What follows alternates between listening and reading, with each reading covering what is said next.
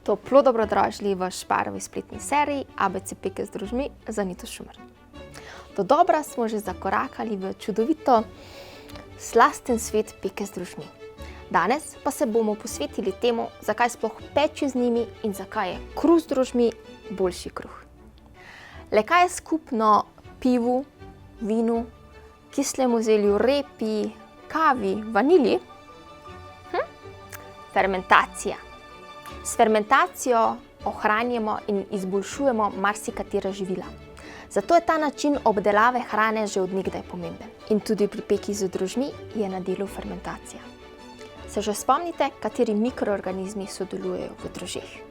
Mlečno-kislinske bakterije razgrajujejo sestavljene sladkorje, škrob v enostavne sladkorje in pri tem sproščajo mlečno in ocetno kislino. Z enostavnimi sladkorji se nato hranijo divje kvasovke.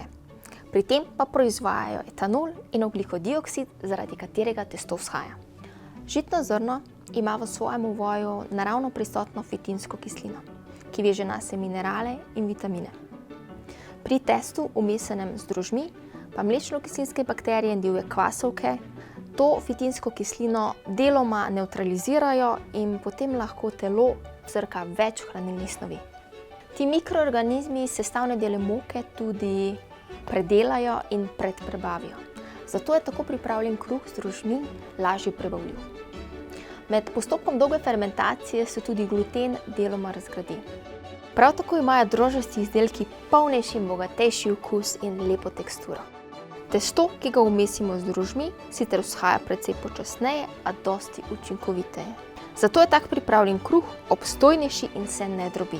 Poleg tega pa si lahko peko z drožmi čudovito umestite v vsakdanje življenje. Postopek res traja malce dlje časa kot s pekovskim kvasom, a to ne pomeni, da morate zraven testa stati in čakati. Pa tudi dejanskega dela ni več kot pri navadni peki.